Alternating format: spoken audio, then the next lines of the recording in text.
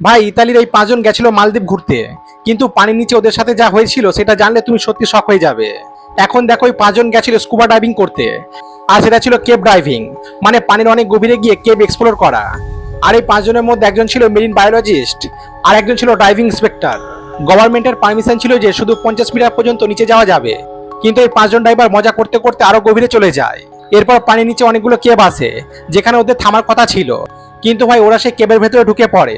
আর ঠিক এখান থেকে 50 মিটারের নিচে ট্র্যাজেডি শুরু হয়, কারণ কেবের ভেতরে থাকে খুব স্ট্রং আন্ডার ওয়াটার কারেন্ট, যেটা ওদের আরো ভেতর দিকে ঠেলে নিয়ে যায়। আর সম্ভবত ওদের নাইট্রোজেন নার্কোসিস হয়েছিল, যেখানে নাইট্রোজেন শরীরের মধ্যে মিশে মানুষকে কনফিউজ করে দেয়, রাস্তা ভুলিয়ে দেয়।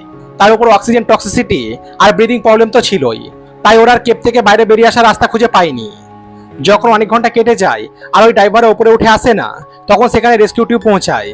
কিন্তু এরপর ঘটে আরো ট্র্যাজেডি। রেস্কিউ করতে যাওয়া লোকেদের মধ্যে একজন ছিল মালদ্বীপ মিলিটারি ড্রাইভার সার্জেন্ট। সে যখন পানির নিচে ওই পাঁচজনকে খুঁজতে যায়, তখন তারাও ডিসক্রিপশন প্রবলেম হয়ে যায়, আর সেও পানি থেকে বেরিয়ে আসতে পারেনি। তারপর অনেক কষ্ট করে রিকভারি অপারেশন চালিয়ে পানির নিচ থেকে ওই ছজনের বডি বের করা হয়, কিন্তু তখন আর কেউ বেঁচে ছিল না। আর সেই কারণে এটা স্কুবা ডাইভিং ইতিহাসের সবচেয়ে ডেডলিয়েস্ট অ্যাক্সিডেন্টগুলোর মধ্যে একটা হয়ে গেছে। তো বলতে গেলে, যদি কোথাও ঘুরতে যাও বা কোনো অ্যাডভেঞ্চার অ্যাক্টিভিটি করতে যাও, তাহলে গভর্নমেন্টের গাইডলাইন অবশ্যই ফলো করবে।